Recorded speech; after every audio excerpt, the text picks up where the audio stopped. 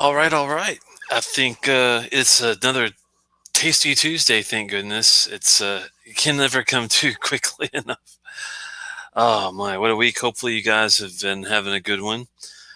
About to do a little different show tonight. It's going to be not your usual Scotch venture, um, but we're going to be looking at some rye. It'll be this will be very interesting, and have had my share of rye. I do like rye a lot.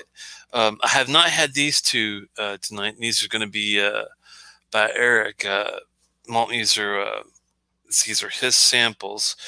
I'm not sure what order we're going to do them in yet either, but we'll figure it out as we go. First one's going to be Dad's Hat Single Barrel PA Rye Pennsylvania store pick, 61.2%. That'll be one of them. And then we've got the EH Taylor Straight Rye, 50%. I believe this is a bottled and bond. I need to verify that. Just like the Four Green is a bottled and bond as well. I need to verify that with Eric, but I'm pretty sure that's the case. We'll see. Good to see you, Don, and Cohen, and Jack the Pickled Hound. You guys come up with some interesting names, man. There's Jack. I like the picture. Oh, let's party. Yeah, right, party. Let's freaking go. Oh, it is. Just got turned on into the Fort Hamilton rye. Yeah, I'm going to have to maybe revisit this show because there are lots of rye I haven't tried that I would love to get your all's top picks basically from. Um, some of my favorites so far, I like the Midsummer's Night's drams.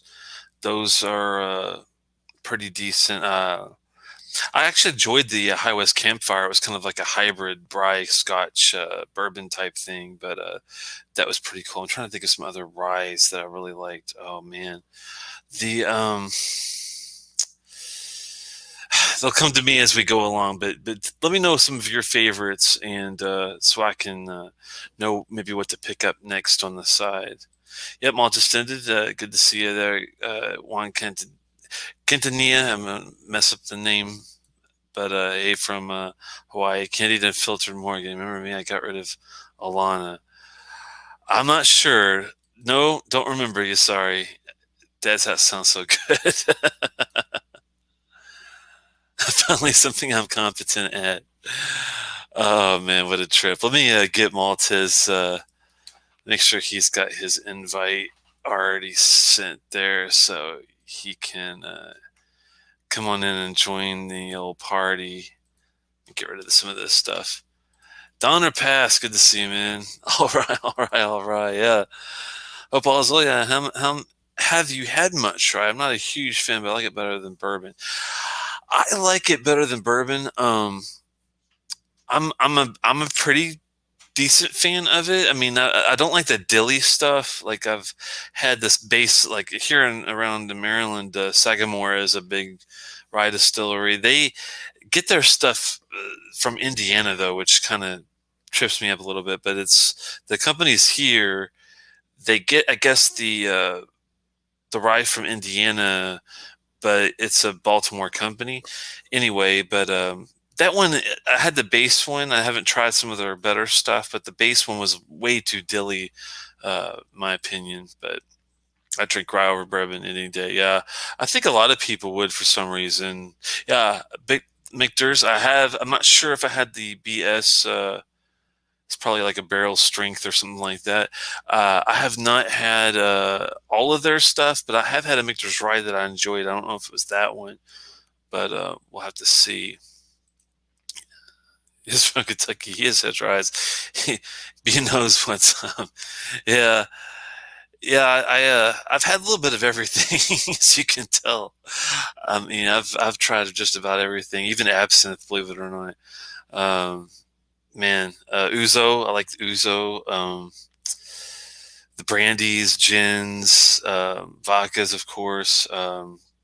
Tequila. The only thing I haven't done yet that I think I might try is mezcal. That's the only thing I really haven't dove deep in, but that's like Mexican smoked tequila, I guess you call it. So that's kind of a whole different thing, but maybe. Only rye I have is the finished or picks Mr. Ice Cream. Yeah, I like those. I've got them solo trade. Okay, yeah, that's a good deal, Cohen. If I ever find something that you like, and if I want a particular one to bottle those bottles, I might have to talk to you on the side via email. If anybody wants to ever reach out to me, it's telex at outlook.com, TELEX at outlook.com, and I'd be happy to chat with you guys about whiskey, rye, all sorts of stuff on the side. Let the 51% rise Rittenhouse. I have heard of that. I haven't tried a Rittenhouse before. Wow, 95, man. That's intense. I do like it when it is high percentage rye. I like it better than the corn stuff. Get Telex some Malt. I'll try it. Yeah, mezcal is very, very, very big these days. Something else is very big these days. Malt Muser. In a good way. What would be a bad way? If you were growing this way. Oh, I see what you're saying. Okay. Not yet. I mean, I'm working on it. I hear you, man. It's not easy. I need to hit the elliptical. That's what happens in this COVID lockdowns. I'm usually pretty good about the elliptical, but I've been dealing with some not like health scary stuff, but just health issues on the side, and it's just really tough to keep up with elliptical and health crap. You're trying to do tests and whatnot. It's nuts. Gotcha, man. Well, I mean, I hope that's going okay. Yeah. It's just you know how it is. The older you get, there's always something they find out. There's always something. There's no doubt about it. I am a huge mezcal fan, by the way. I have a nice mezcal collection. It's kind of it used to be tequila, but now it's because my third kind of spirit after rum. Wow. Okay. Yeah, I got some really good ones. Actually, I'm looking up at them right now. I'm like, oh yes, we're gonna talk mezcal. You might have to definitely. Yeah, I mean, I don't have one bottle of it. I've never even tasted it before. So, if you're in the mood down the road at some point, we definitely should. Oh yeah, you would probably like. Tell me a couple bottles to pick up, and that way, I know you've already got probably at least 3 or 4. You'd be like, oh, these are good to try. So if you tell me what to get, and I don't mind you telling me stuff that you haven't even tried yet. If you think it's good and you're like, that's a good brand, and usually they have good stuff. I don't mind. I'd be happy to, man. I have this U-Ball Pashuga, which is really good. I have Del Maguey, Arqueño, and a couple other. Yeah, there's a couple. Yeah, we should do it for sure. That'll be a lot of fun. Sounds good to me. But we are definitely tonight talking some rye. We are. And I warmed up with a little bit of a rye whiskey myself before the show. And we're going to get into some rye whiskey. And I would love to hear in the chat, rye whiskey is one of those things, whether you're, it's different if you're in Canada than you're in the US to some degree. But we'd love to hear, what are their go-to rye whiskeys? What do you like to use them for? I do enjoy sipping them, but boy, if you're going to make a nice old fashioned like me, I'm a Wisconsin native. Yes, I know that they only do it in, brandy's the traditional way, but give me a bottled and bond rye whiskey in a nice cocktail, man. It's the way to go. It sounds like music to my ears. Yeah. Oh yeah. I can't wait to get. I've had a few, and one thing I wanted to ask you about. We'll get into that later. Those are details. But what is your without including these, if it's any one of these already, what are some of your top 3 on the rye that you like the most? Or you don't have to be your 1, 2, 3, but just 3 that come to mind. One of them comes right from your backyard in terms of its style, and it's a Maryland rye. It's called Pikesville. Pikesville it's about a $45 to $50 rye. It's just decadently good, incredibly good sipper. It's got the ABV. You could mix it. You can sip it. It's delicious. I can't say enough good things about Pikesville. Another one that I'll mention is a Canadian rye. And unfortunately here in the US, we don't get all the best Canadian rye, but I would recommend this. And it's right around the, $30 to $40 price point. And it's called Lot 40. It's 100% rye, great sipper. It's just got a really unique flavor, a lot of body. You can't go wrong with it. It's starting to show around a lot more now. In Canada, they have the cast strength versions, which I was fortunate enough because of Food Quig to taste a sample of. But even the regular Lot 40, I do think it's a good one to have on the bar.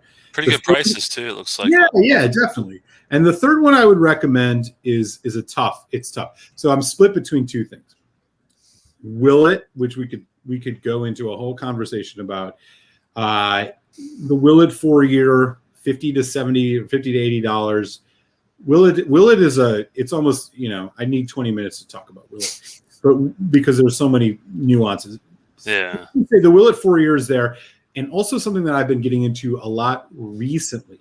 And this is thanks to a subscriber to probably both of our shows, Daniel, which is the Wilderness Trail Cast Strength Rye. It's about $55 to $60. It's more of a rye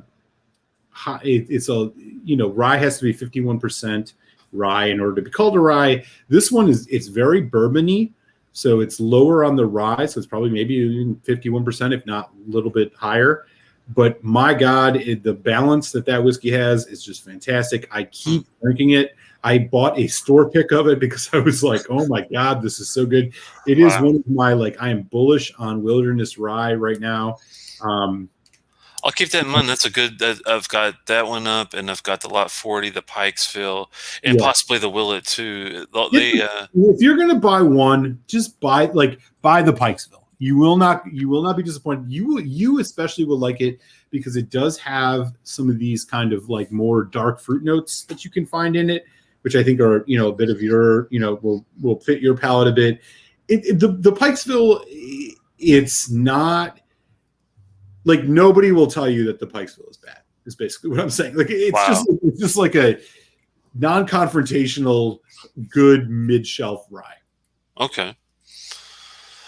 I appreciate it because I was trying to figure out what's some of it, because I've had a lot of the High West stuff and the Midsummer Night's Dream. Yeah, the High West stuff is great, especially the Rendezvous Rye. Oh yeah, it might have been one actually I have had in the past. It's been a while, but and I've touched a couple other ones. I'm trying to remember some of the names. It's tough since it's been so long, but one bottle that I was going to ask you about was this EH Taylor Straight Rye 50% one. Now we'll get into that. I have had. I want to tell you about this. I wanted to see if this is I noticed this one's also a bottled and bond version, right? Correct. Okay, cool. Because it's funny because I was lucky enough to have the 4-grain version of that bottle, and it's exquisite. It is. Boy, if you had a bottle of that, you could buy another house. Didn't have a whole bottle. No, I had a friend that had a sample and sent it, kind of thing. But I know that bottle goes for crazy money nowadays. But this was 3 or 4 years ago. For sure. He sent a sample of that, and I was like, wow. I don't like grain whiskey, but that is one of the best whiskeys I have ever tasted. It was that good. Yeah. And if this is in the same family, oh man, I'm excited even just to try that. And also this being the Pennsylvania one, that's really awesome too. Yeah. And we'll have to decide which one to do first. But before we do, as always, anything new on the Telex whiskey shelf in the last week? Oh yes. I finally got today, matter of fact, I went up to pay a visit to Tom and picked up a few good goods. Couple babies, we'll call them. I got a Speyburn 10 that's going to line up nicely with the Speyburn 25 we got on the for the show. Yeah, great! I'm so glad you found that. And we also have got the Ben Rye Smoky 10. We'll be pairing up with. I think you've got another Ben Rye you wanted to go with this one, right? The Ben Riek. Is it the 17 Septendecim? That's the one I think we wanted to pair with that guy. Yeah. Great. This was just something I found laying around on it was just, I mean, I'm sure that was on the discount shelf, right? 150, 125, something like that. What? I wish. 83 Bobler. No, I'm joking, guys. It wasn't that price, but it was. $400 is expensive, but it's actually. Oh my God, man! I can't believe that's a great price on that. And when at the same deal, and that's a 37 year. It's crazy how old that thing is. And then we got a 25 Glenallachie also that we picked up on the side. This guy, man. What'd you do? Like hit the lottery? Jesus, man. Killer pours, brother. I decided that this month I was going to splurge a little bit. Yeah, Well, dude, you definitely did, and I mean, I don't even know what to say about that ball. I mean, like, oh my god, and the Glenallachie 25, like, come on, those are going to be absolutely killer. I never tasted the Glenallachie 25 either. That's going to be a complete mystery, but neither have I. It's got Billy Porter. Is it Walker? Billy Walker. Yeah, Billy Walker's name's all over this. So, and he's one of my favorite, distill. Is he a master distiller from those guys, right? Yeah. He's one of my favorite, overall master distillers. So this should be a really fun. Hell of a pickups, Telex. Yeah, it's been a month. I usually do them I'll wait a month at least and then go just crazy. Yeah, I can't rival that. I mean, ball player. I wouldn't expect you to, man. This was crazy finds, basically. Yeah, for sure. Let me see. So I did get a couple things since we last talked. I landed a bottle of the Kilkerran 8 Oloroso, which I know a lot of people were hyping about last year. I don't know what to expect out of that, but I did get that. I got a real interesting Glenfarclas. This is the Glenfarclas Private Reserve. This is 45% ABV. It's aged in the finest of Glenfarclas casks, allegedly. I had to pick it up. I don't know. That's a nice color. It is a nice color, yeah. So I grabbed this. I'm not sure what to expect out of it, but you and I will get into it.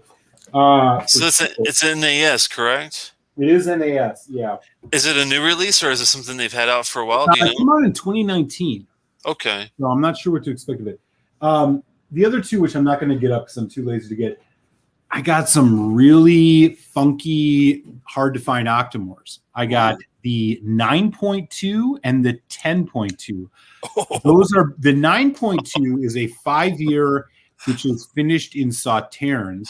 The 10.2 is an 8-year finished in Bordeaux red wine. Oh, man. Yeah, dude. Right? Oh, dude. Well, the best Octomore I've ever had was the 7.2. The 0.2 are my favorite of the series. Yeah, they're that rich red wine. Yeah.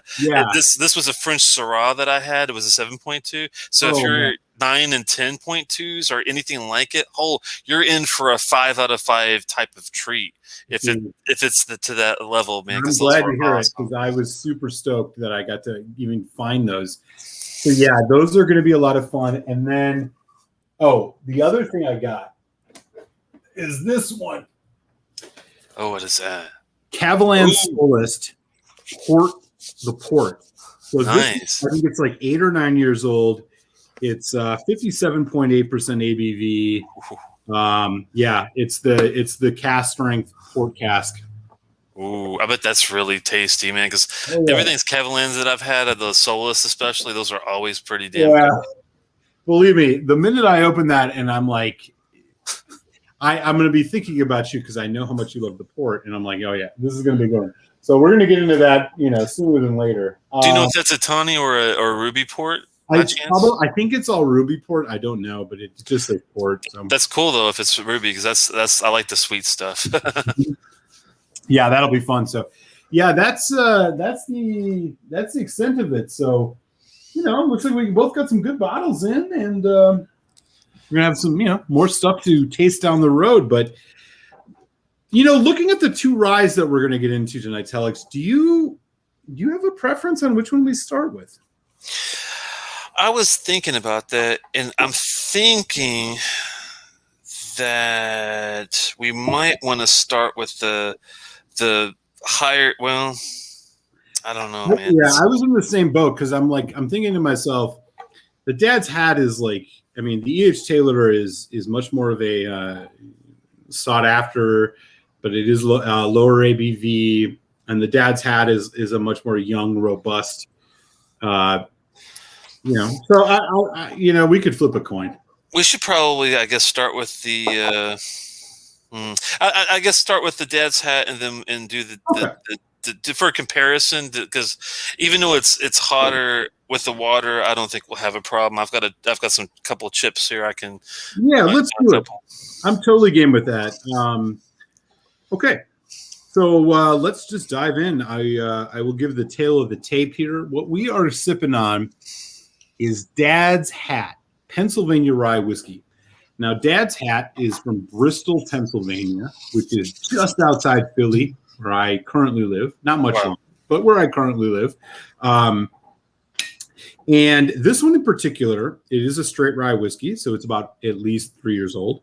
It is a single barrel at cask strength, and this one is a store pick, but they do release this, as a normal release. So you're looking at a barrel proof, heavy rye. This one in particular, it's just over 4 years old. This is from Canals Wines in Southern Jersey, but you can expect that a cask strength release from them. This is bottled at 61.6% ABV, so it is packing some punch. Now, a little bit about Dad's Hat. So Dad's Hat has become a pretty much nationally recognized whiskey. I mean, you can find Dad's Hat almost anywhere. And it's specifically called a Pennsylvania whiskey. A Pennsylvania rye whiskey, to be specific. And there's a reason for that.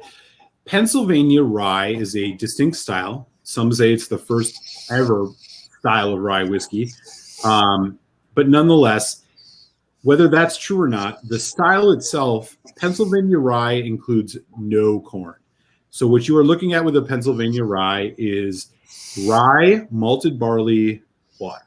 That is what you're getting out of this. They do not put corn in any of this. So you were looking at specifically a rye and malted barley mash. It does not tell you specifically what the ratio of that is, but here's what it says on the side, just for shits and giggles. Using only natural local ingredients and the most careful methods, Dad's Hat is farm to bottle. Pennsylvania, the birthplace of rye whiskey, in honor of the wonderful, optimistic time in America's history where they made things the right way. This straight rye whiskey is a flavorful cut of our still, matures in 53-gallon charred white oak barrels, well-balanced, blah, blah, blah, blah. Aged a minimum of 3 years, so that's why it's a straight. It would not be straight if it wasn't. They have a ton of other releases. They have a non-straight. They just have a straight rye whiskey or a regular rye whiskey. They have a vermouth finished whiskey. They have finished whiskey. They have a lot of really innovative stuff. I have visited their distillery personally, enjoyed it quite a bit. I am not marketing for them. But yeah, so this is exclusively barreled. It's just over 4 years old for a liquor store in Southern Jersey, just across the Delaware from me in Philly. And with that, I will pour this in the glass. That is the tale of the tape. And Telex, since these are my pours, I'm going to let you wow. go first on this. I thought you were going to break into Jane Says for a second there. Jane Says. Here is the color. That is a 4-year-old rye, and that is a beautiful color. That is awesome, man. That is a nice color.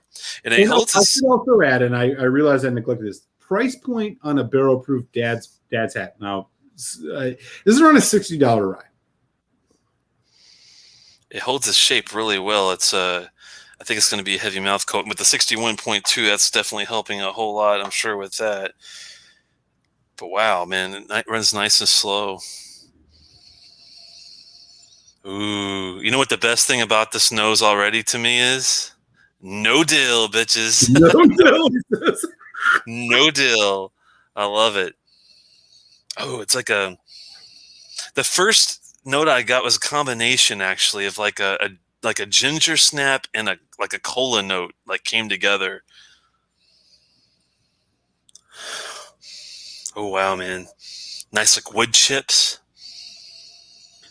And you can get this nice spicy note in there too, that cola becomes more of a root beer in time. Ooh. It's a really nice nose. I mean, yeah, to build up what you said, fresh. It's very fresh. It's very woody. It's very like fresh cut wood. Like you walked into a carpenter's, carpentry house. I don't know what they're called.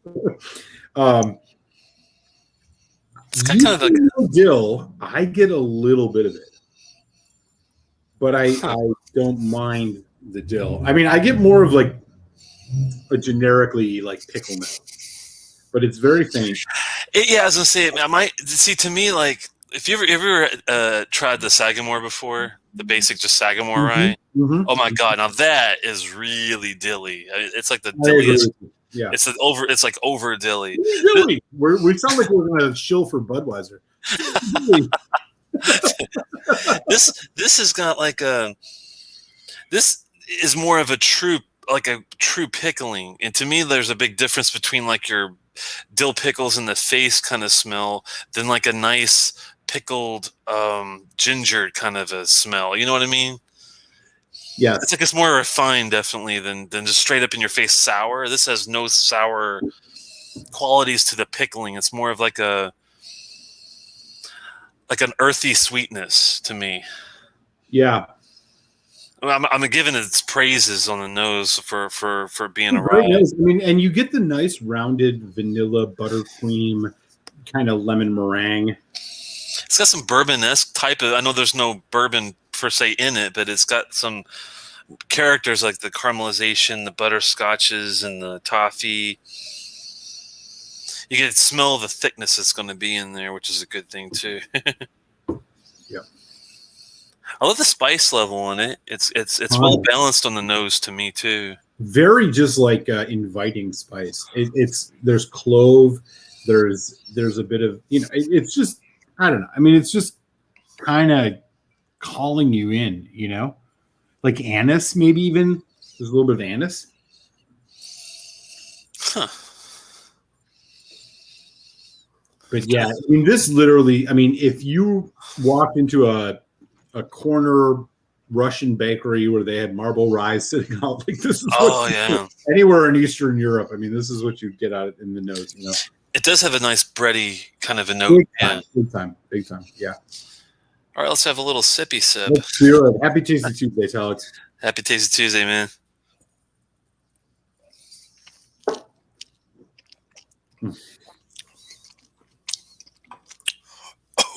Oh, ooh, wow.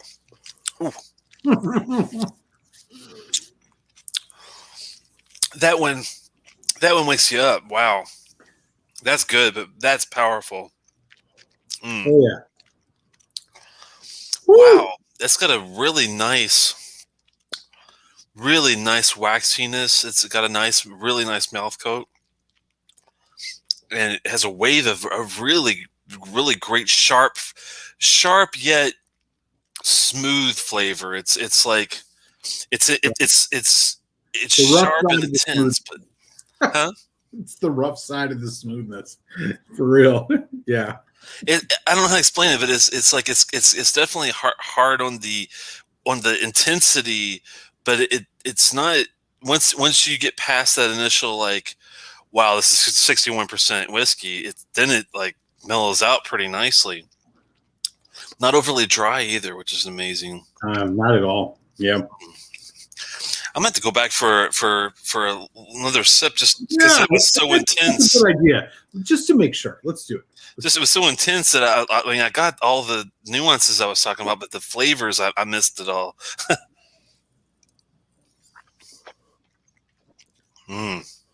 Okay.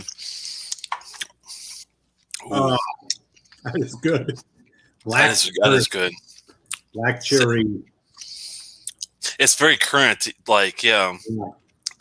It's funny because I was trying to dig deep on the nose, trying to see if I could get fruit, and the fruit wasn't coming, but man, it definitely arrives on the palate in a good way with all that nice spice. There's a smidgen of black pepper. It's not much to like throw you like a Talisker would, but it's got a nice little earthy spice in there.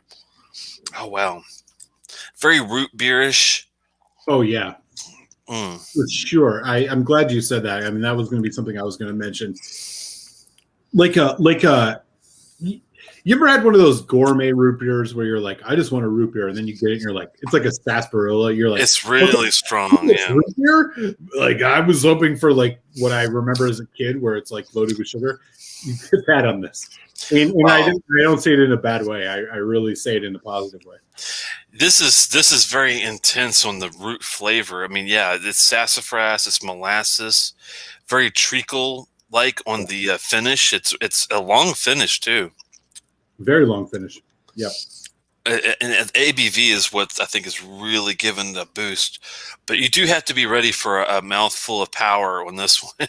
Yo, I mean, seriously, like it kicks. Do you get a nice kind of, and this has been a note that I've been picking up in too many whiskeys lately, so I'm wondering if I'm crazy, but let me gut check this with you. Mint chocolate chip ice cream.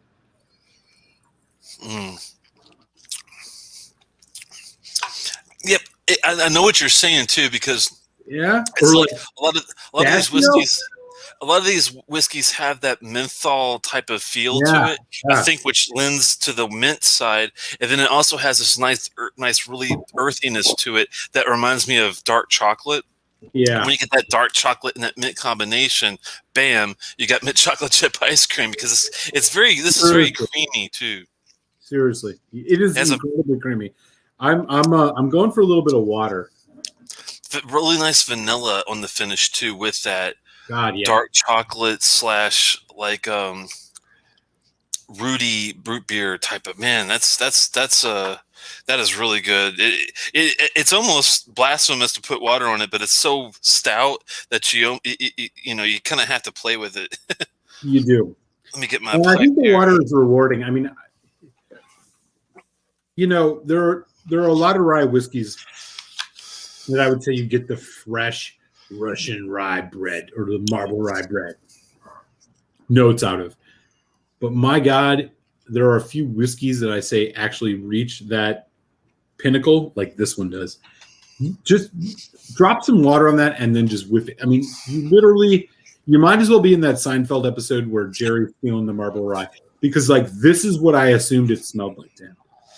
You'll probably think I'm crazy, but I've never really watched any Seinfeld episodes.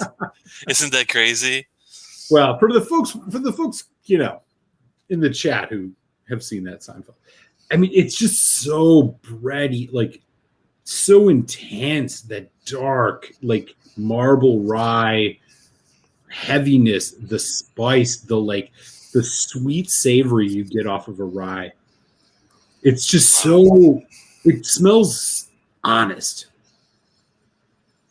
It's a lovely combination with the earthiness. You really get a little bit of subtle herbal notes. You get the sweetness in there, and you get a really wave of spices that come along with it.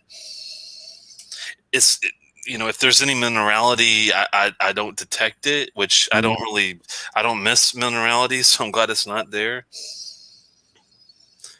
I'm just amazed that this is not overly dry for such a high ABV too. Mm-hmm.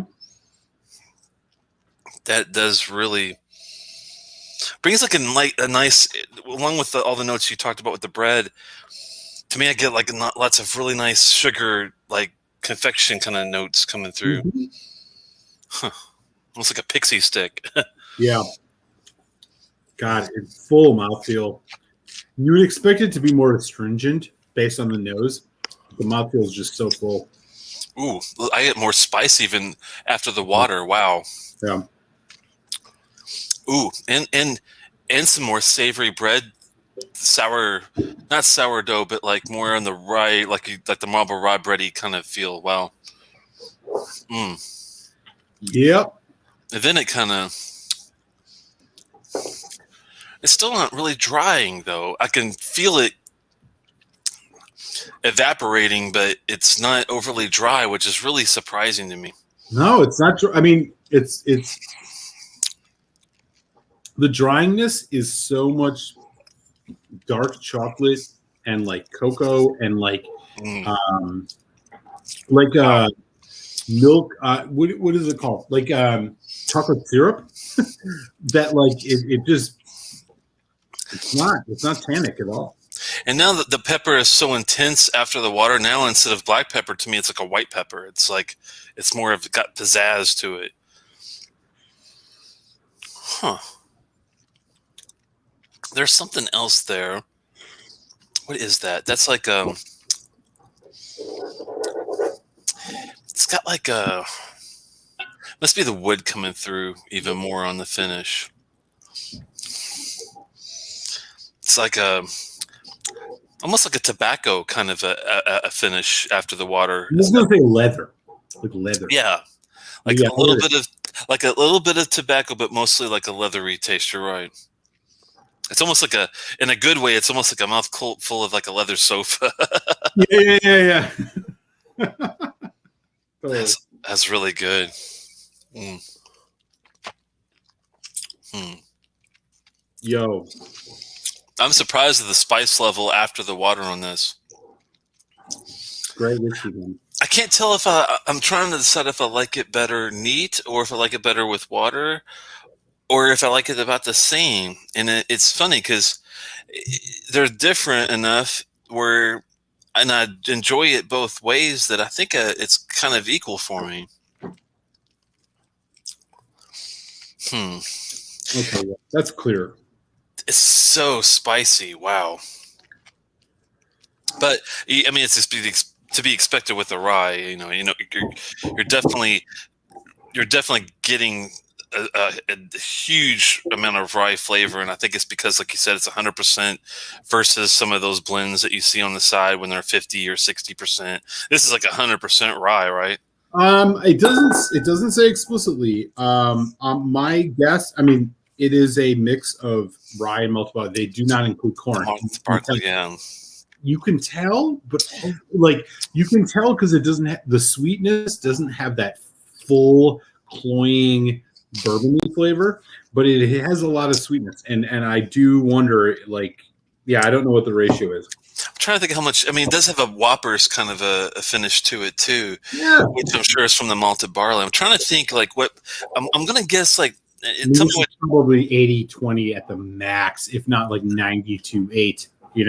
I was going to say what you thought because I was going to guess maybe like 70-30, but I'm not. I could be way off. I don't know how they do ratio with if they're just doing a straightforward rye and barley mix, what they like on the ratio on that. It definitely can sense the maltiness. That's why I was thinking, well, maybe instead of 20, maybe it's like 30% malt and the rest rye. But it's a tough guess. You ever had Andy's candies before? Andy's candies? Those little mints that are like yes, wrapper? Little chocolates. Yeah. Boy, do I get a lot of that on this. It's funny. I'm not getting as much menthol as you, I think, on it. I'm getting a lot of the more, I'd say like a spicy white peppery note with it. But I do sense that I know what you're saying. I detect a little bit of the mint, but I think it's heavier on your detection than mine for some reason. But it's lovely. I'm gonna have me another pour. Do it.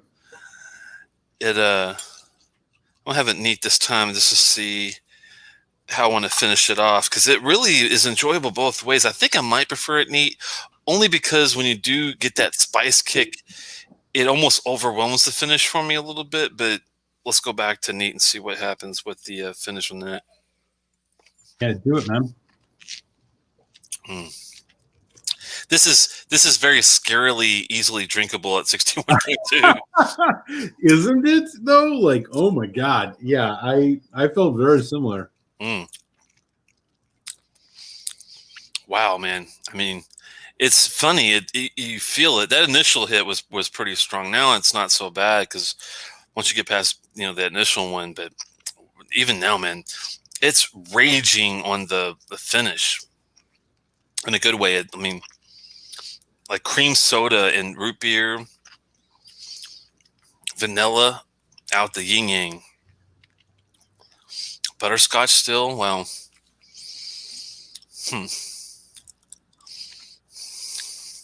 dark chocolate too still. Wow. It's up. It's funny. It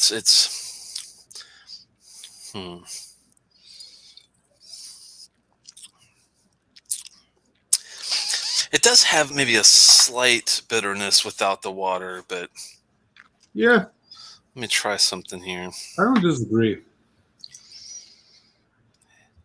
It might actually benefit from maybe just a couple little bitty drops.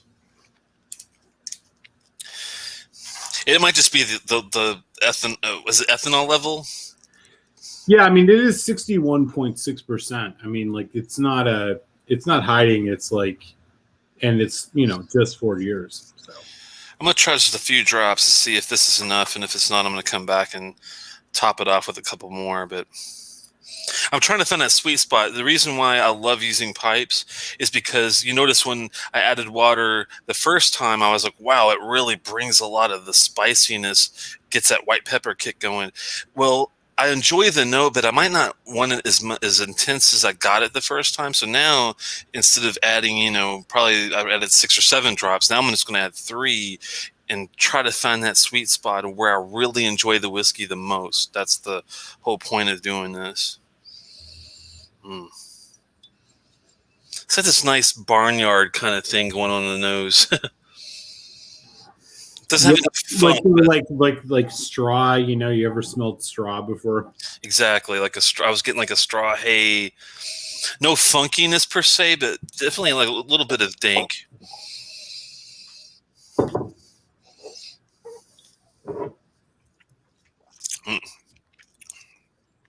Yeah, that's I got it perfect. Instead of the 6 or 7, and the reason why I went so high the first time is I thought, well, I got to temper this just a little bit because it's so hot. But I actually overdid it the first time, so this definitely shows that even a couple of drops will make a huge difference with some of these notes that you get.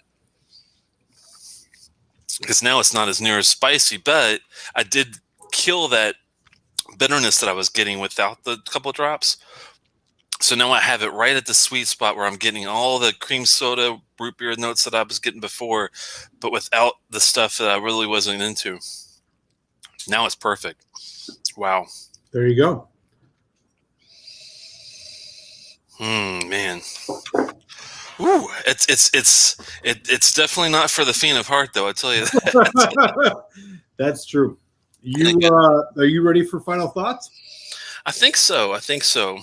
Well, let me bring up a couple of things on the side here just to help me kind of follow the deal. So this was the 61.2, great ABV.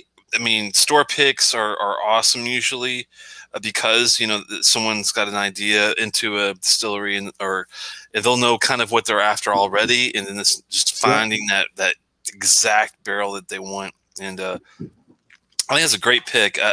I'm happy that it doesn't have corn actually, because I'm not a big corn fan, but I would like to see what this would be like with some corn in it at some point. So it's kind of a great start because now it wants me to try Dad's Hat, maybe that's got a little bit of do they do some that have a little bourbon in it? I don't know for sure.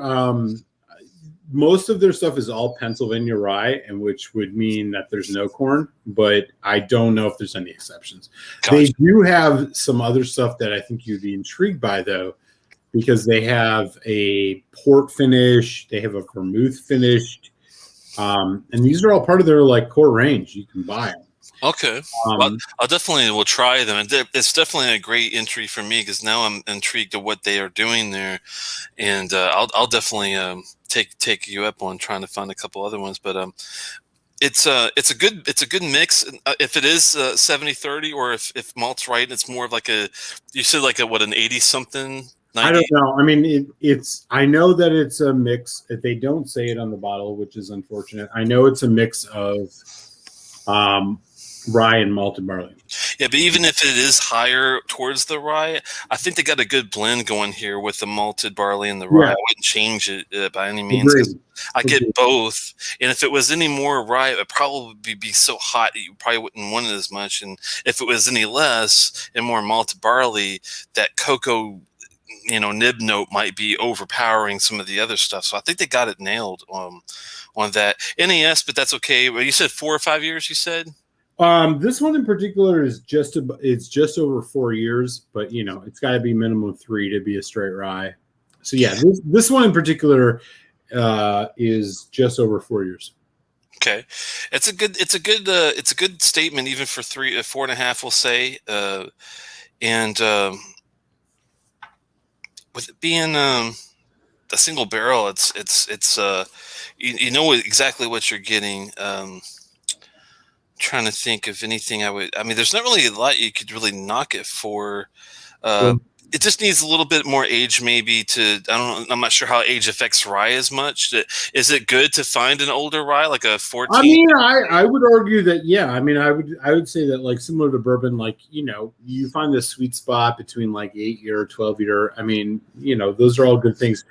But again, this is a testament to what can happen with a whiskey that's young. I mean, like, this is a young spirit, and yet, like, the intensity of the barrel influence, the longevity of the finish. That is huge. I mean, like, it stands on it. It makes a case for itself. It is huge on that. I might agree with you. After a while, I might have gotten a little bit of a dill in there. Yeah, But it's very thankfully it's forward. And I know that, like, a dill is very divisive. A lot of people don't love the dill. Some people like it. It's so minute that thankfully for myself, that I'm the type that wouldn't like it at all. I barely detect any in here, and thankfully it was more of like a refined pickling than a real flat dill taste. So that's great too. Oh man. It's hard because I'm going by, I've had a few ryes here and there over the years, and I'm trying to compare it to how I feel about those. But some of those are not near as high on the ABV. This is probably the highest ABV rye I've ever had that I could think of. Sure. But man, with that said, I mean, it feels good. Do I wish it's a long finish, but do I wish there was even more of like an aftertaste, or like a smoky type of sensation? Maybe I'm missing that, maybe, or a sherry or something, but I can't really ding it for that type of thing, because it's not supposed to be a Scotch. It's supposed to be a really good rye, and that's really what it does pretty well. Oh man, rating something like this is almost sacrilegious, but because I'm I don't feel like I'm qualified enough, but if I'm going to take a stab at it, I think it's above average, and I think it's up there. I think I'm gonna give it a 3.5 to 7.5, and I'm debating on which one I want to go with. But I'm thinking, since it had that great finish, it was great both neat and with water. The spice levels I could control. I could get exactly where I wanted it. I'm gonna go 3.75 on this one, I think. Right on, man. And like, I got mad respect for that. I'm very close to you. I mean, I think it's a great rye whiskey. The only thing for me that, like, throws off a little bit is I mean, you're paying, $65-$70 for, I mean, it is barrel proof. It's, this one in particular was arguably 4 liters. I'm assuming that the ones that they release standard are, less than 4, but over 3, so they can call it straight.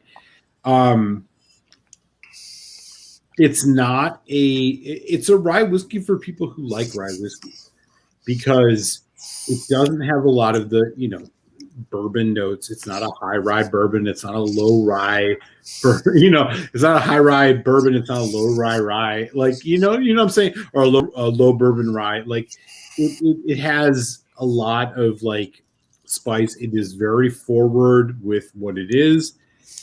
I think they do a really damn good job with this.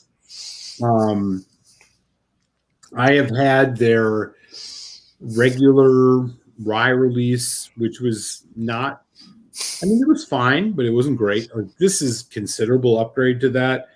I don't know what this would taste like as a standard barrel proof rye release, but I think it gives us insight into their quality, which is high, in my opinion. I like what Dad's Hat's doing, and I know that Dad's Hat is available around the country for the most part, which is one of the reasons why I thought this would be a good one to do tonight. And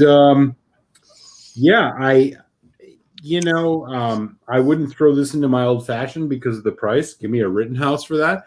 But if I want to sip on a good rye, I'll do it.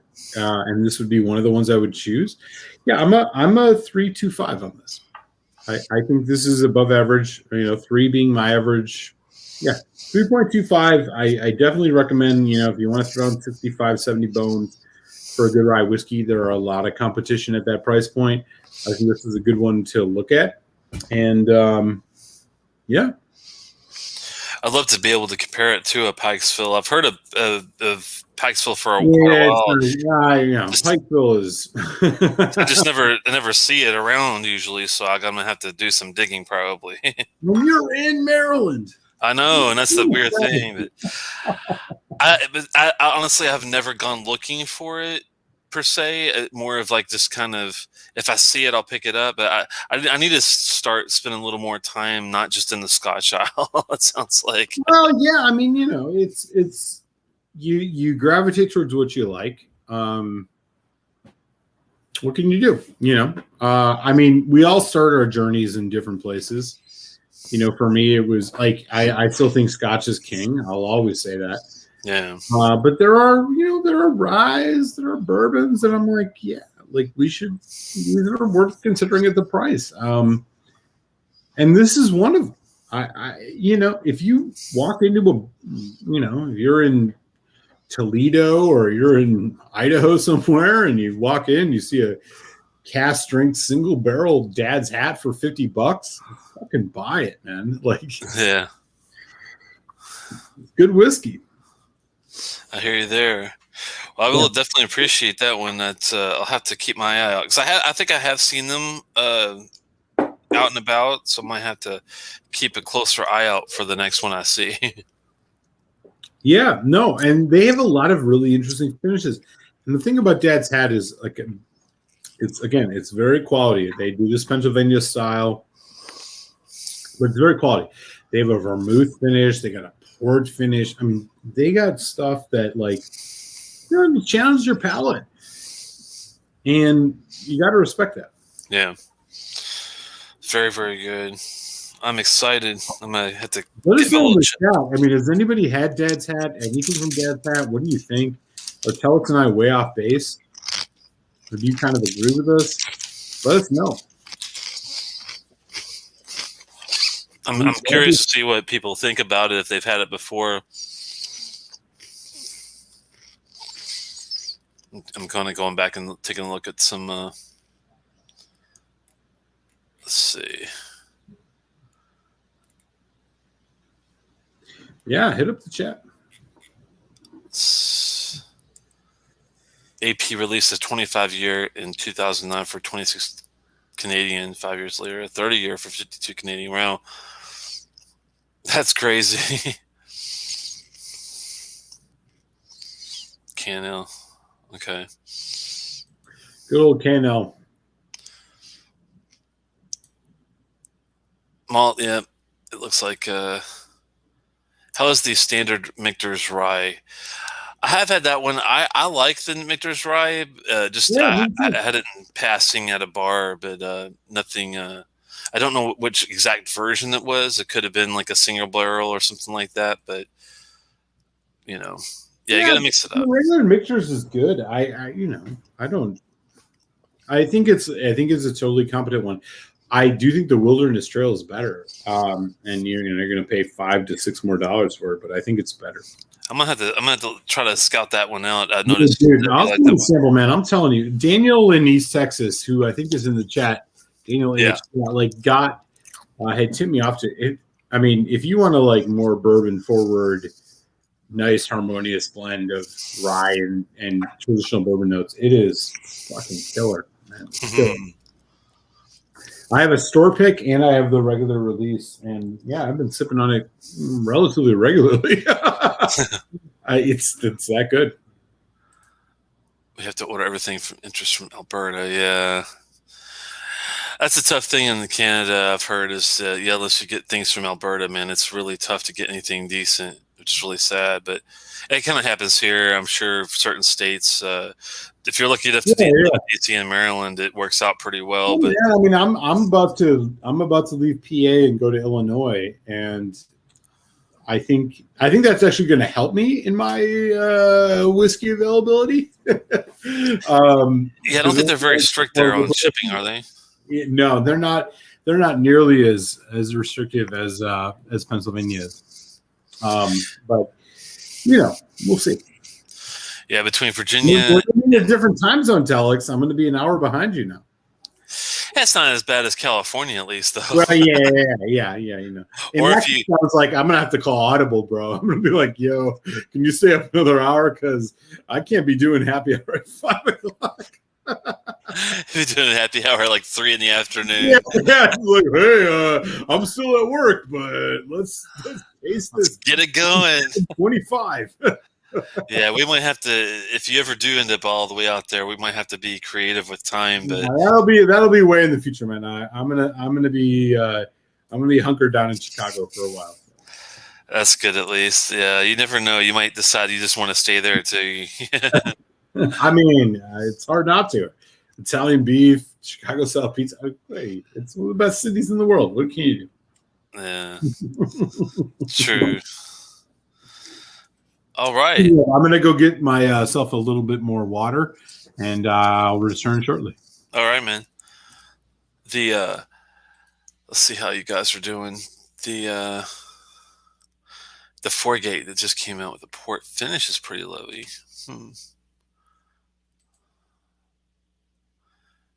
Compass Box had better malt access to blend with. Blending is where the best chef should be. Scotch marketing, yeah. Yeah, hopefully they don't lose a lot of their access if that becomes an issue.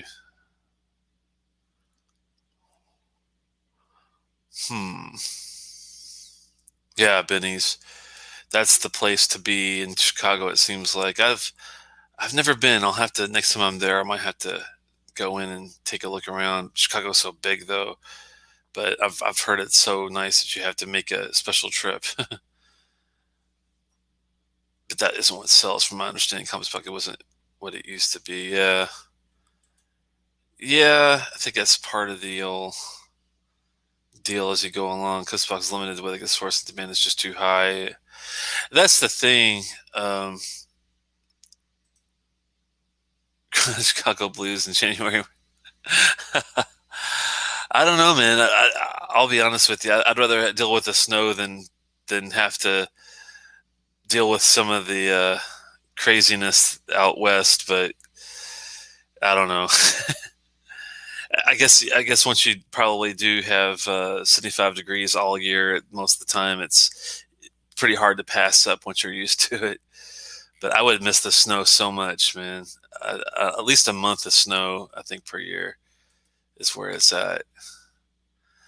Have any of you guys had this EH Taylor coming up here soon? The Straight Rye, the bottled and bond, or the 4-grain bottled and bond?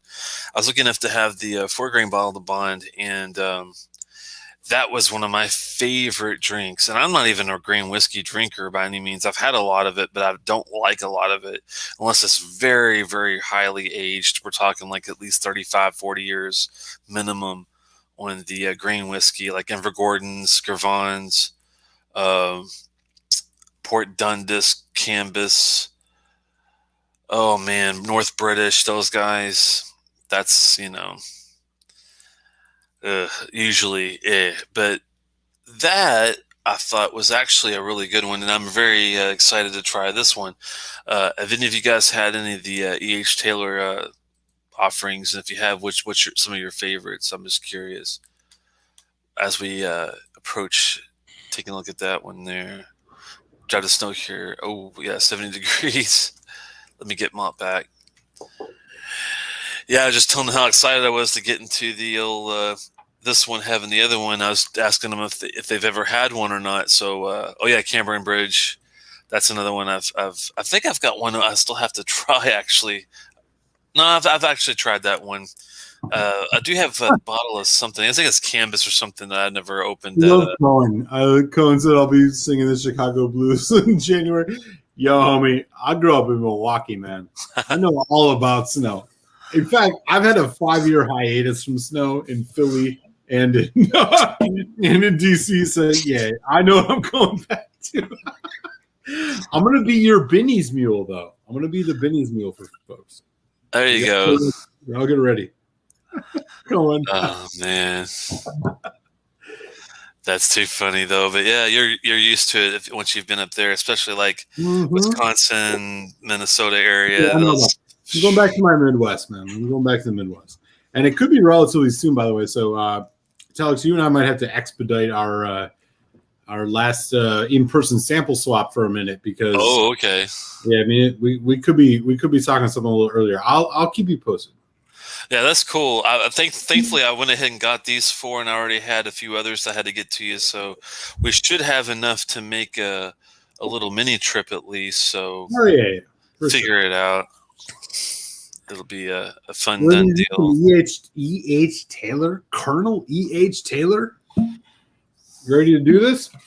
I am, man. It's going to be tasty, tasty.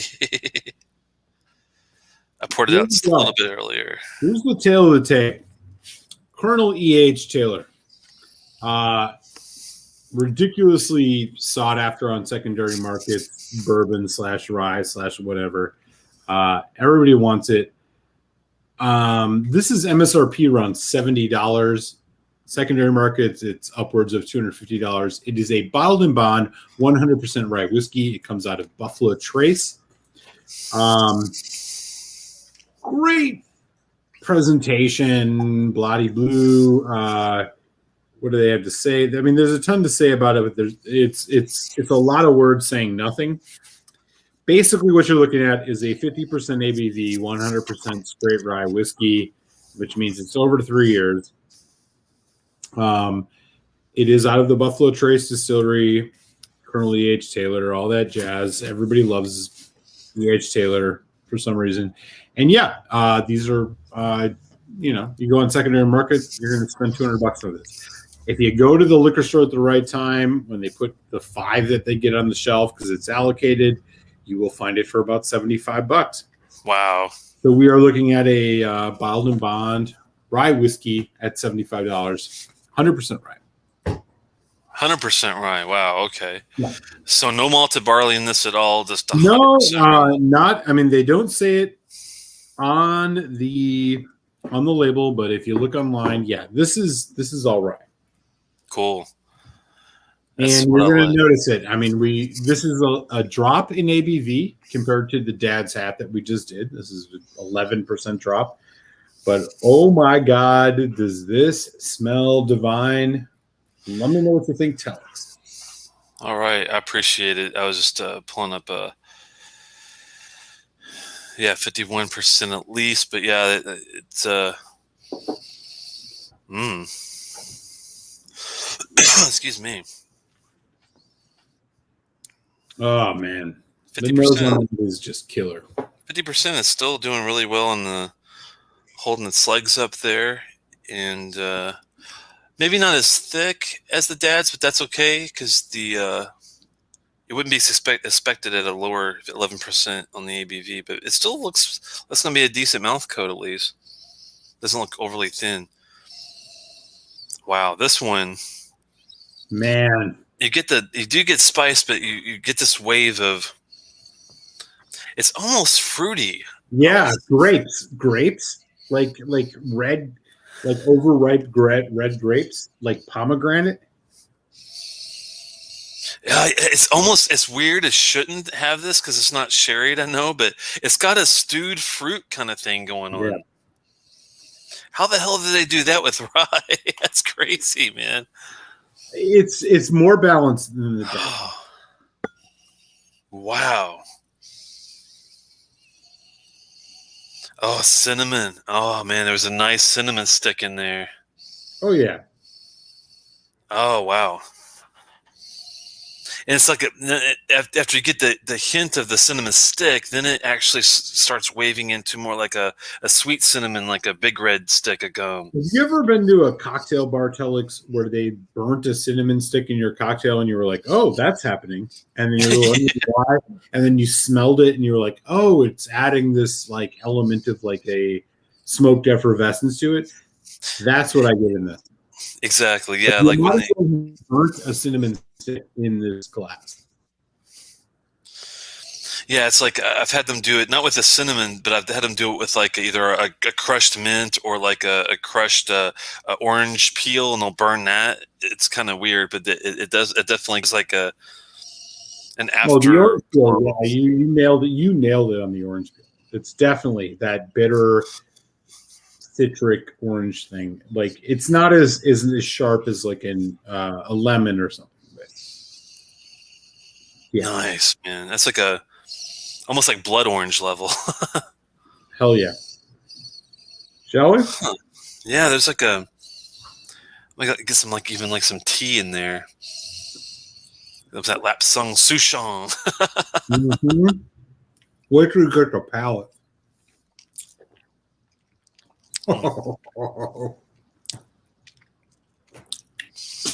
Wow, that's nice and chewy.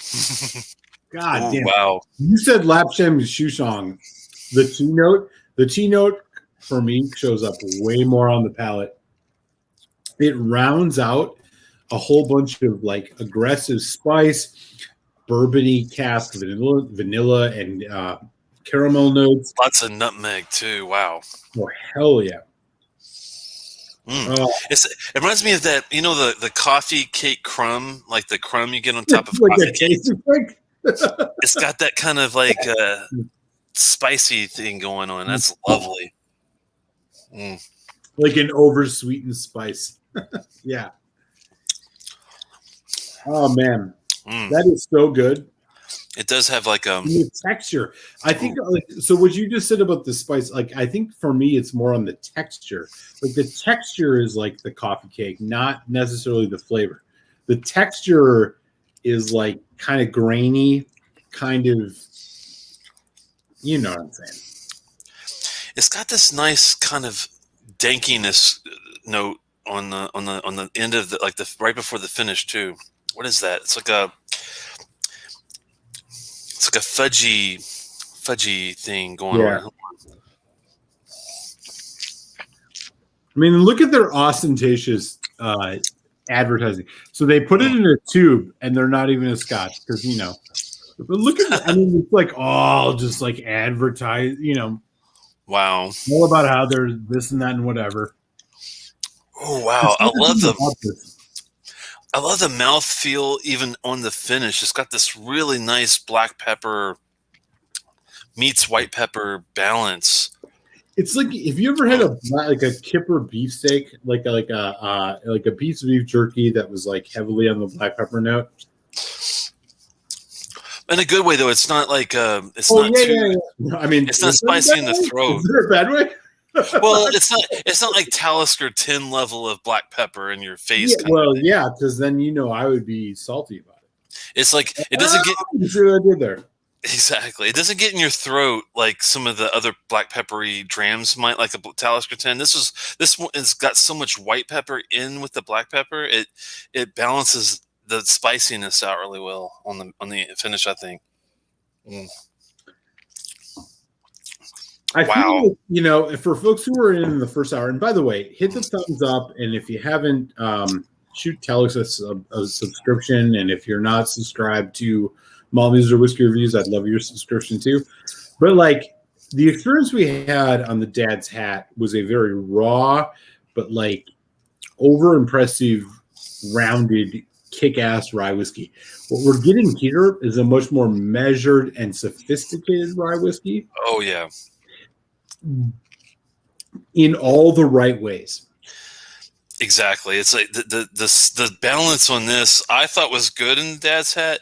On this one, it's excellent. It's like even 2 notches up on the level, like everything. The ABV is perfect. The let me ask you this, spice level. Yeah, let me ask you this: when is Do you remember the last time you had a sip of a high quality apple cider? And I didn't say apple juice. I said apple cider. Right. And when you had that, you remember that flavor? The cinnamoniness. It's slightly tart, but it's very full. That Tell definitely. me you're not getting that on this right now. Tell me you're not getting a heroic dose of that apple, like the quintessential apple cider with the like.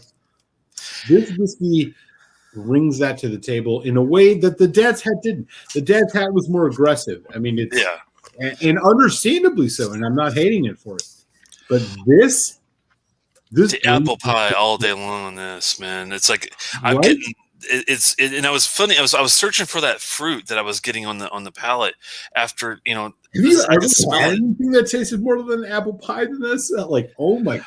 The only thing that's remotely close, and it is on this level of quality, if you like this one, and I know you're not a Glenfiddich fan, but if you're ever in the mood for something, you know, different, it is a gamble at $160 for the price, but the Glenfiddich 19-year-old Age of Discovery bourbon, really, that one is a lot like this quality of. It reminded me of like Dutch apple pie. It was like that in a glass, and this is really close. This one's even more cinnamony. Seriously, man. It's got more of the fruit, like on the finish. This is like you just showed up to go see your in-laws in rural Minnesota, and the first place you stopped to get something to eat had apple turnovers, and you reluctantly bought one because you thought like, I don't know what this is, and then you were like pleasantly surprised. That's what this is. This is a really nice combination of cinnamon and nutmeg together, all day long on your palate with the apple turnover. Mm-hmm. Oh man, and you even get some like cream, like some ice cream on the side. Mm. Damn. I'm going to add a little water, but man, I have a feeling I might prefer this neat, but we'll see. Yeah, I'm going to do the same thing. I'm going to keep the rest of this for neat, but I'm going to pour just a little bitty bit first, and I'm going to get my pipe out and just do one drop. I did 2, so. I'll do 2. Here we go. 1, 2. 50%. Let's, we'll bring it down to the notch. We'll see if this falls apart. I don't think it will. It should hold up. Is it spicier than it was before? Yeah, I mean it's raw. It's more raw. I was afraid of that. That's the only reason I was not in a bad way. I mean, not in a bad way for me, but you may feel different. I mean, I want to premise this by the fact that like, if you don't show up in 3 days of this showing up at your local liquor store, like it's a $250 buy on secondary market, which is insane. Do not buy it. But at $70 MSRP, if you're Total Wine or you're, Joe's on the corner has 3 bottles of this at $75, $80, fuck, $85, buy it without hesitation. Wow, man. You're right. It definitely even has more of a spiciness there. It was already there. I mean, maybe not too much more, but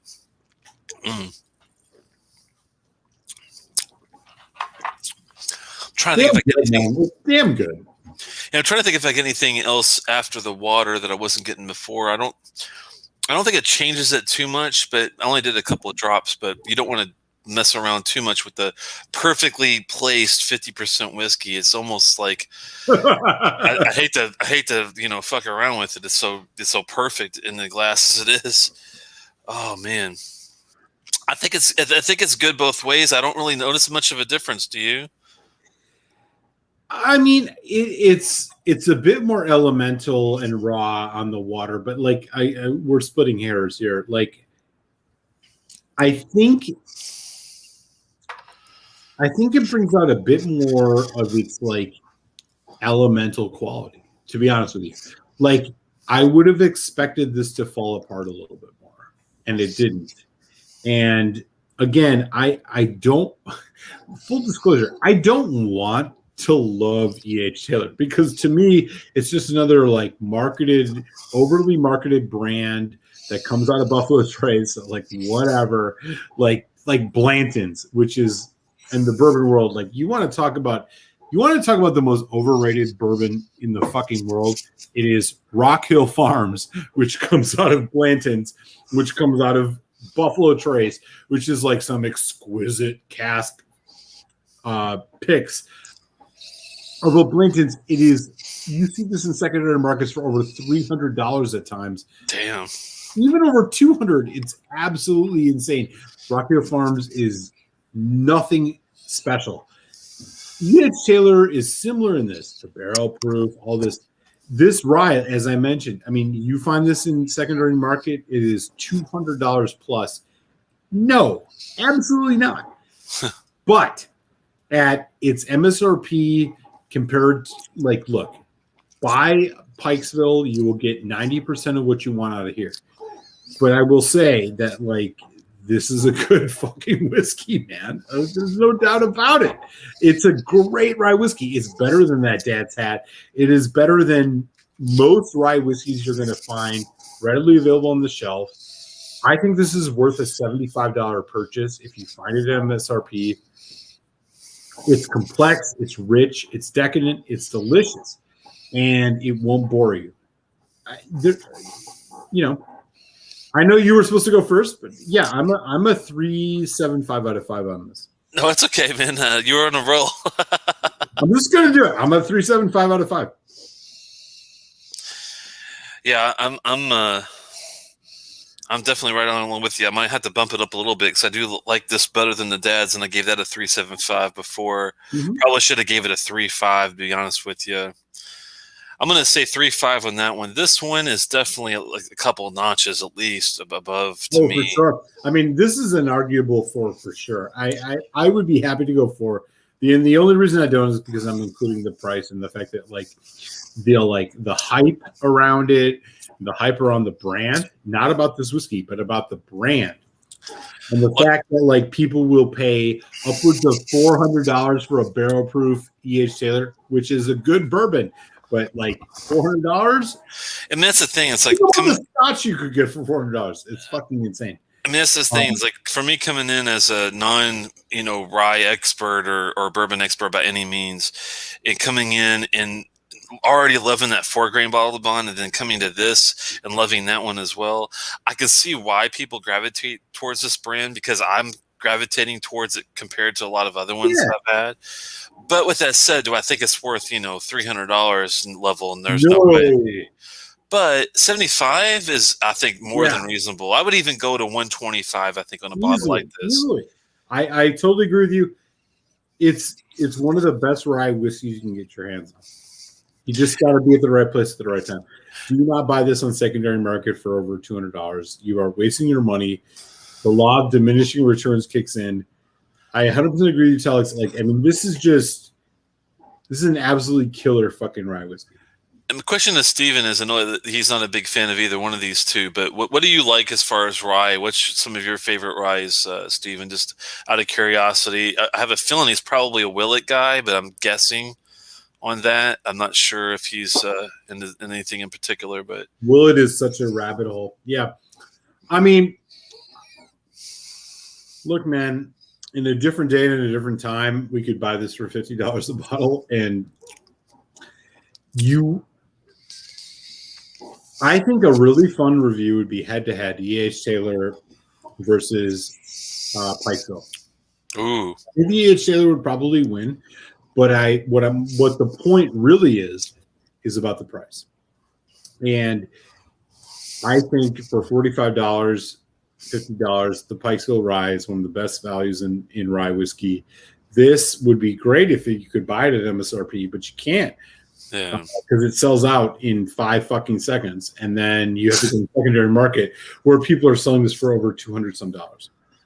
It reminds me of trying to get a damn Xbox Series X. I've been looking for an Xbox Series X for like a year now, and I can't buy them because what happens is these bastards go online and they unless I had to take a call, they go online and they will buy all of the stuff that they possibly can right away, no matter how many millions they make. And then they go on the secondary market on eBay and try to sell them for like, $700-800. It's crazy. And I just don't get the whole secondary market thing for any type of hobby or any type of what you're supposed to be doing for, Right. entertainment or fun.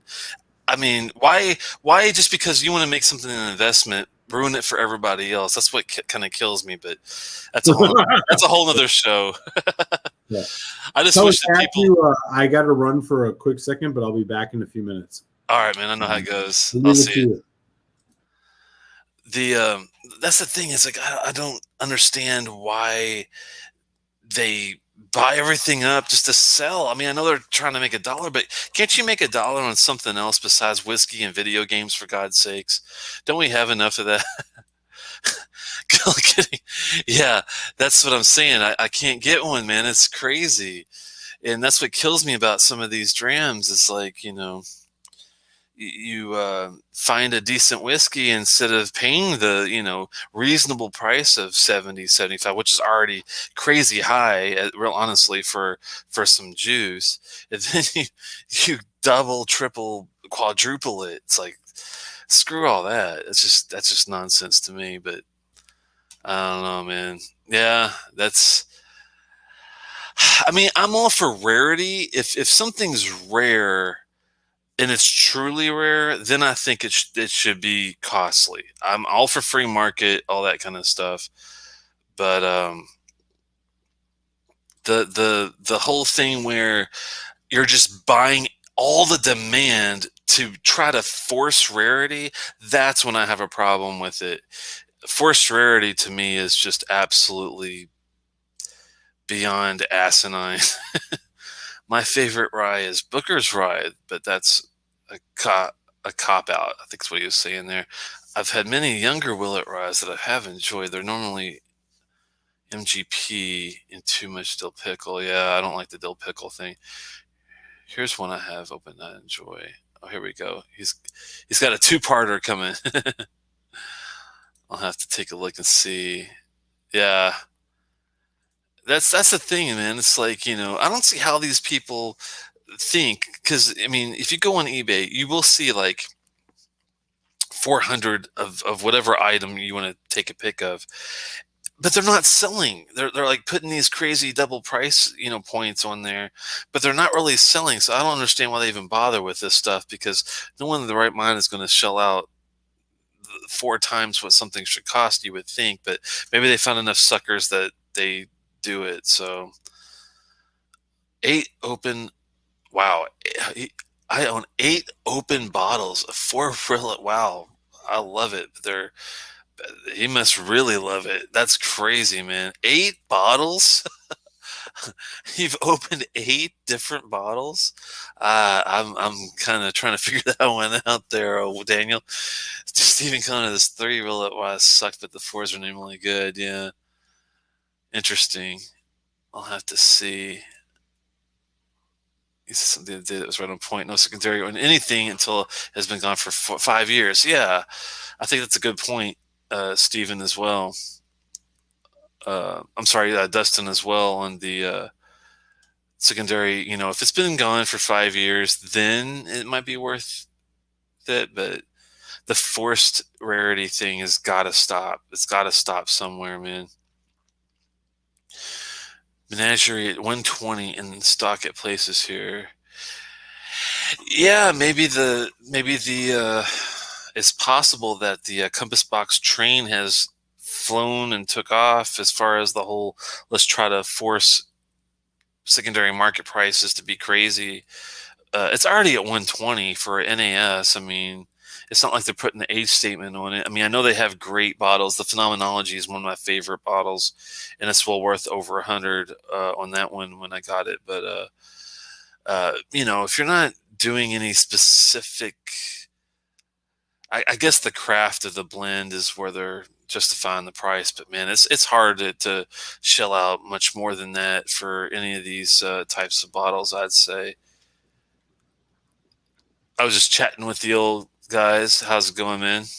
What's up? Wow, he's got 5 King of Kentucky bottles open at 250 to 300 each. That is crazy. Oh, it's single barrels. Okay, I understand now, because someone was talking about they had all these 4. It was Daniel. He had all these 4-year. It's like 8 different. He had 8 different 4-year Willets open. I was like, why would you have 8? Yeah. Why would you have 8 bottles of the same thing? And now I didn't realize they're probably. He's got great access to that stuff, though. Like, yeah. Well, I guess if they're unique barrels. I'm not sure if it's like this one, like Dustin's talking about, but maybe they're all like special barrels or different types of whiskeys. Because why else would you have 8 different of the same thing open, right? Oh, batch variation being what it is, you have to explore the subtle nuances. What's the MGP that they're talking about? I'm not sure. I've seen that a couple of times tonight. What are you guys referring to with the MGP? I'm assuming that's some sort of manufacturer price or something, maybe? I don't know. Oh no, MGP is a whiskey distiller in Indiana. Oh, that's okay. That's what they do is they provide you with mash bills that are older than what you can afford for your startup. I bet that's where Sagamore gets their stuff from, because Sagamore is also from Indiana. Huh? Yeah, I wouldn't be surprised. It's also from Indiana, so if they're like the big boys in Indiana, it's probably all from them, I imagine. They're the only game in Indiana. Oh wow! Nobody else in Indiana. Yeah. A lot of like High West used to source their stuff from MGP. I mean, most of the Bullet, like a lot of these people did.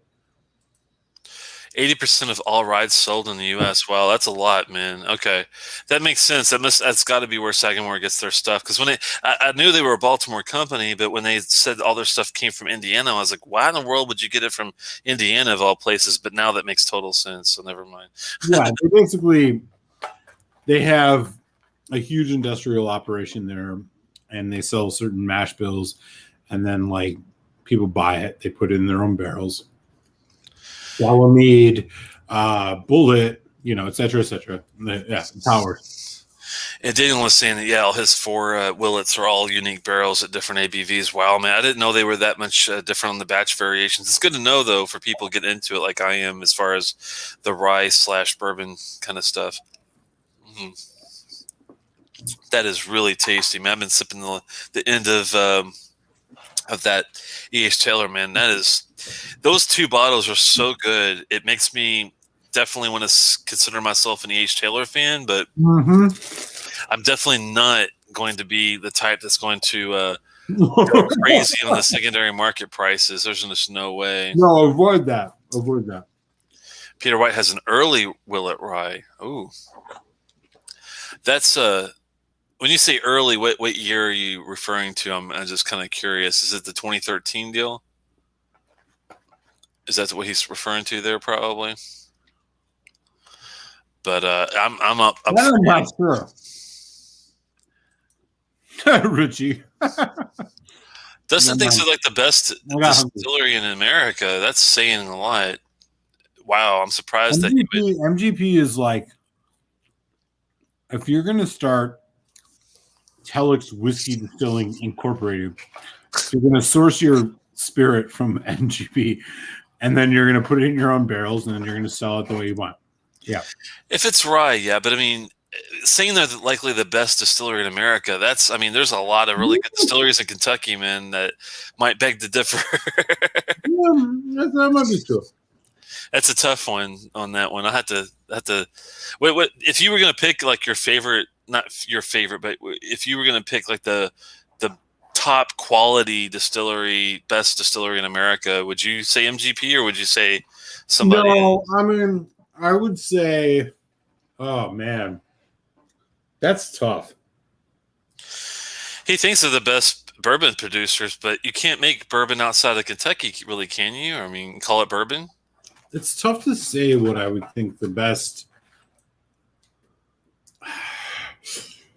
Maybe they changed the rules, but I thought you had to have it in Kentucky to be bourbon. Isn't that still the rule, Eric, or do you remember? As long as it's aged there. Oh, okay. That makes sense, I guess. Basically created there, aged. They must be doing something right if they're that big and doing 80% of all the rye that's going on. It's really hard to say, man. I don't know. I don't know what I would say like the best distillery is. I honestly think the best distillery is one I don't know about. Yeah. That does happen that way. I mean, some of the underground stuff, you never know. Yeah. I mean, I think that's probably the case.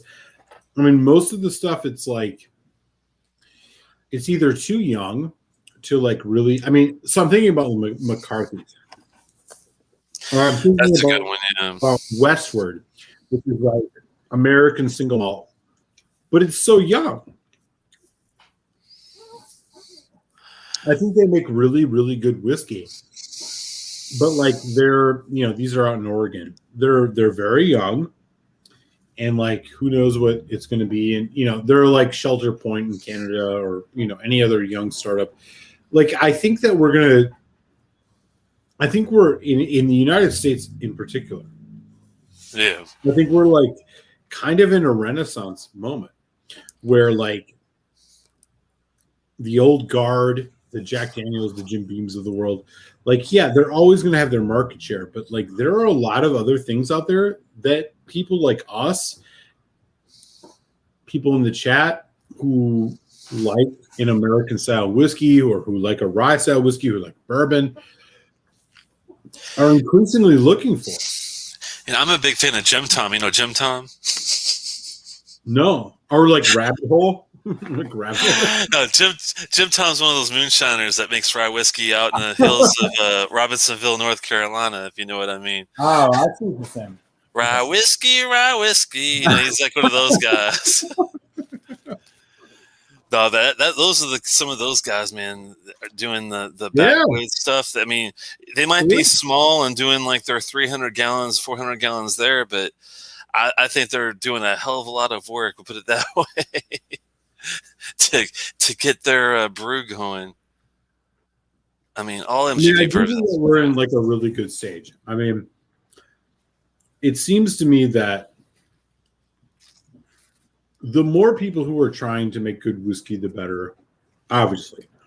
And the more people who are breaking away from like the tyranny of like some of the archaic rules around whiskey or like so on and so forth. I mean, High West was a great example of this, right? I mean, like High West wasn't making their own, like they just started having their own distillate like 3 or 4 years ago. Like this isn't like they were all MGP juice, and like that's great, and they aged it the way they wanted to, and that's awesome. Speaking of Harbinger, say again. I would say they were like a harbinger. They were like a shot across the bow of like, hey, like we can make really unique spirit. Rye whiskey. I mean, you mentioned earlier the campfire. Yeah. Like they could do it and they did it well. And it wasn't because they were just buying spirit from somebody and having that do the work. Excuse me. They had like serious skill in their blending. And that's why High West is successful. Yeah. Because High West can blend the fuck out of whiskey. Speaking of rye, buying it from MGP, right? Speaking of rye, did you still have some of this left? Oh, which one? Oh, I do. I was wondering, have you already done a show for this one or anything, or any reviews or anything? I tasted it tonight because we were doing rye. Yeah, I poured some earlier, and I'm going to pour a little bit now. And do it.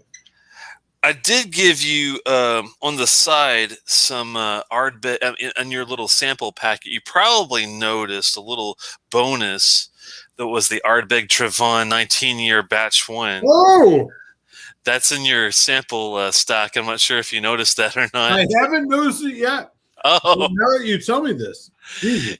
Yeah, so I didn't know if you wanted to do an Ardbeg show with the rye in that one, or if you wanted to taste a little rye now, or what your time frame was looking like as far as because it was the rye show, so I thought, well, maybe we could do a little Ardbeg on the side just to see what we think.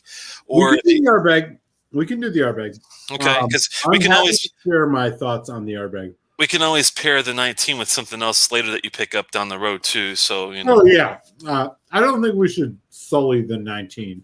Yeah, we'll definitely not mess with that one tonight. But just for giggles, because I do have some strong opinions on this, and I just wanted to see what your thoughts were. Because I'm glad that you have strong opinions, because I tasted it for the first time tonight on the Happy Hour show. And I will say, I did not have strong opinions. In fact, I would venture to say I had, I had opinions that were based solely on kind of like cost-benefit analysis. So what I want to know from Telex the Whiskey Tech, who has an entire bottle of this and who has been sipping it indiscriminately, who has been contemplating in the middle of the night while we're all asleep. Telex is up under candlelight thinking about the Ardbeg. Where are you landing on this, Telex? This one's really tough, I'll be honest, because I think what makes this tough to really get my head around is the marriage of the peat and the rye together. That really throws me a loop. I love peat. I love rye. Do I like my peat with my rye? That's where this kind of comes into play. And this is like, I mean, it's got a great nose. It's got the Ardbeg oomph that you would expect it to have. This is kind of our bonus review we're doing with the Ardbeg. Yeah, you're getting a bonus right now, y'all. Thanks for tuning in. And by the way, hit the thumbs up. Yeah. Because we're about to go into uncharted waters. We didn't prep for this. It's smoky like you expect it to be, but I don't get the spice level that I would expect from a rye as far as when it comes to like the, some of the cinnamony stuff. We were getting the nutmegs and some of the anise and the allspice. And I mean, I can go on and on. Yeah. I get some nice smoke phenol, thing going on. I do get a bit of the fruit. It's almost got like a jackfruit type thing going on. It's crazy. It's jackfruit, yeah. It's got like some deep, almost like a melon in the background, but most of it is all in your face. It reminds me a lot of the 10-year. It's got like some real basic, good 10-year notes to it, and I'm just wondering, well, am I missing something here? So we'll go for the palate. And this is at 50. This is 51.8%. Yeah. It's got a nice mouth coat.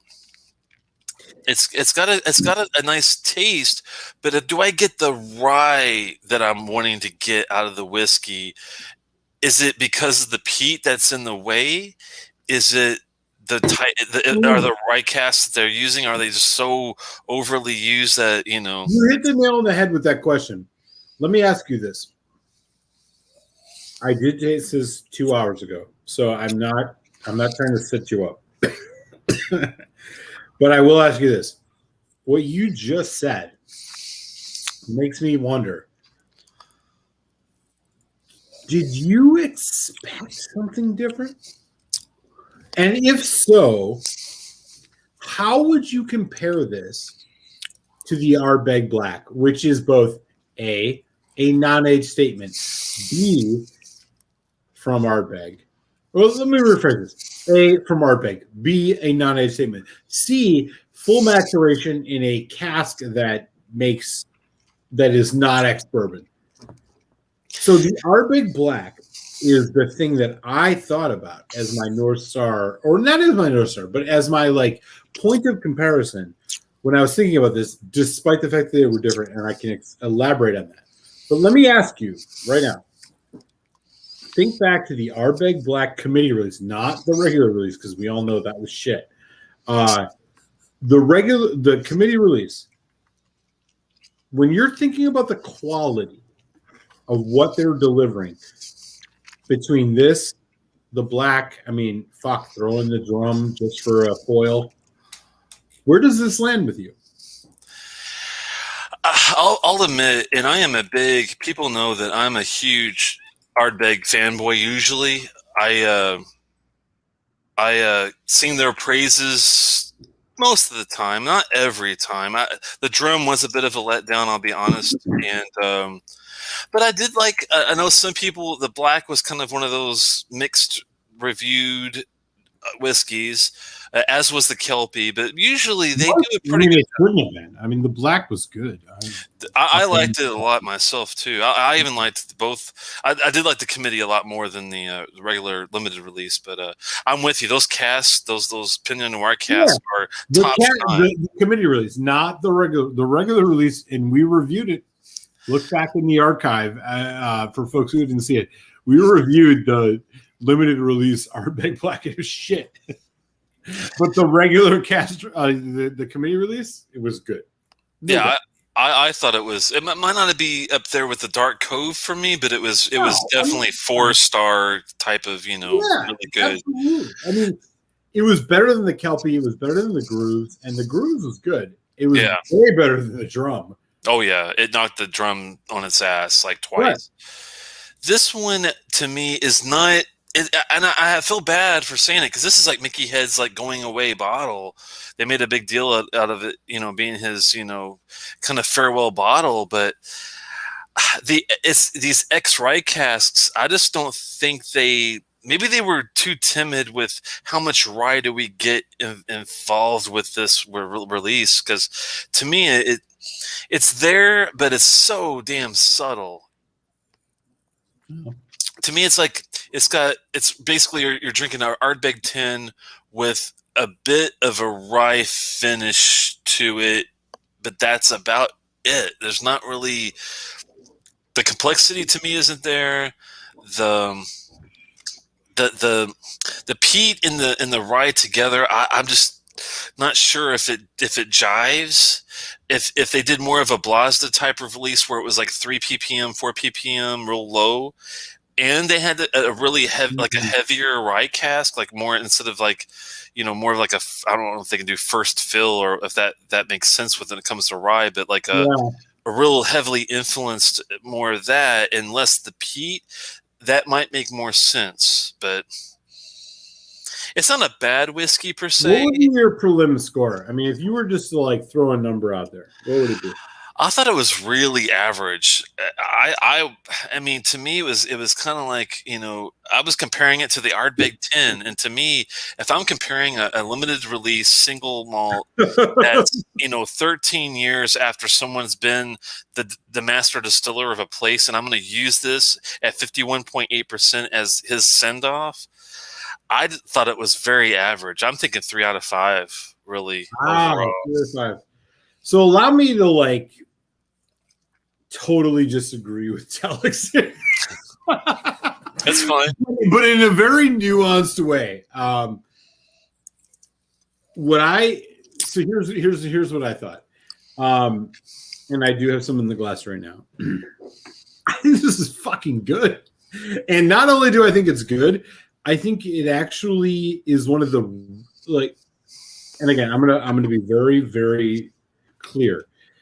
It is one of the richest Ardbegs I've ever had. Wow. It rivals Ugadal in its rich profile. That said, is it the quality of Ugadal? No. It falls a little bit short. What this more aptly reminds me of is if you said, hey, this is a non-age statement special release from Ardbeg that is in first fill bourbon cask. Because the peat, as Telex mentioned, I think does overwhelm the rye spice.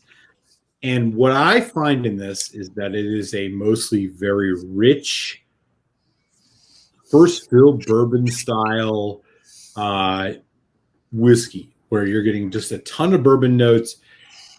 I do detect a little bit of the rye spice, and I think it's complementary. I do detect it as a singular thing different from the peat and the smoke. I like this. And what I wish was the case is that they would have done this instead of the the drum, or that they would have put out more of these so it wouldn't have been such a ridiculous price. Because the price is what kills you. I do enjoy it more than the drum and the perpetual. I will say that. It's definitely, for me, better than the drum and the perpetual. If you're lucky, you will find this for $180. It is not a $180 whiskey. If this was released at $120, I would still say, yeah, it's, you're paying a little bit more for a special release, but do it. This belongs to a bygone era, and I would say that, like, I really do enjoy the richness of this. It's the richest Ardbeg I've had outside of Ugadal. Wow. And the Corey Vrecken, I wouldn't say about, like, the Corey Vrecken is separate because it's so intense and spicy. I think this is a good whiskey, and I really wish it wouldn't have been released the way it was, and it wouldn't cost the price it does. But because of that, I got to knock it. I'm a 3.5 on this. 3.5. I think it's really delicious. I just think, fuck, you could get yourself a bottle of Corey Vrecken or Ugadal for cheaper, and it's a better whiskey. But I'm still going to be bullish on it. It's better than I thought it would be, and in fact, I think it's the best. It's not the black. It's way better than the drum. It rivals the grooves, and it's better than the Kelpie. That's what I'm at. I'm with the exception. I'm a bigger fan of the Kelpie than a lot of people, I think. But yeah, I mean, I was getting some really nice shortbread cookies a second ago with the intensity. So I mean, I see what you're saying when the richness is there as far as like the but that's where I have a problem. To me, is like, if I tasted it, and I kind of sat down with a 10, like an Ardbeg 10, just to kind of compare it with the base. And I just was surprised of how much I was hoping that the rye notes would show for me more. I was hoping that it was going to be, that's the reason I think why I was so disappointed, because I was wanting it to have that Spios kind of feeling. You remember the Spios? That's a lovely rye whiskey. Like, clear, for the record, the Spios is the best single malt Scotch whiskey matured or aged in rye that I've ever had. And I agree with you. However, and I think this is a crucial point, Alex, what did you expect from an Isla heavily peated single malt? Like, how is rye? Like you're basically asking intensity to fight intensity. Like, I don't know if they could have done it better. Yeah. That's the thing. I don't have a frame of reference. I'm not going to claim I have a frame of reference. But what I will say is that, like, I do detect some of the rye spice. I do think it brings a little bit of uniqueness to it, not as much as I would want. But, like, I also don't know, like, what is it supposed to take? So, like, how do you take a grain that is supposed to intensify the spice and intensity and put it into an Isla single malt, which is premised on spice and intensity? That's all I would say. No, I hear you. That's the reason why I was hoping that they would have took the Blosder approach, because they did that 4 ppm release where it was very, very low in the ppm level. If they did that with a heavier rye crack, that might have done it for me. And I wish there was that option to get that, but unless Ardbeg kind of does a different release type of thing, I'll never know. But it's not a bad whiskey per se to me, but I was just hoping that it had that taste of that EH Taylor that we had, with a little bit of peat, just a little bit. But like I said, what do you expect from Isla? I see what you're saying. I mean, like, we can count on one hand how many rye matured or rye finished single malts we've had. Oh, fuck, that were even available. What, Craig Ellicky's got a 9. There's the Glenmorangie Speos. I mean, there's, a couple here and there. But, like, I mean, there's not that many. It's not done. Yeah, it's not done in the Scotch world very often. I kind of get it. I kind of get why. Especially, like, with a heavily peated one like this Ardbeg. Yeah, I mean, I'm sympathetic to what you're saying. I am a little bit more bullish on this. I don't think it's worth the price. So I want to be clear about that. Yeah. Like, the price brings this down for me because it is a rare whiskey. Because, again, we're talking about like a drum, right? Like, the drum isn't bad if you could find it for readily available at less than $100. But, like, if you're going to pay $145 for a committee release, like, you're out of your mind. Like, it sucks. The drum should have been like $60-$65 to me. That's what it tasted like as far as Totally. I mean, I think this is better than that. I think the black was still better, and I think it's mostly just because, look, man. I mean, like you kind of alluded to it. It's like rye with peat. Like, I mean, like, you're really asking a lot of the drinker to be able to differentiate between the two of those.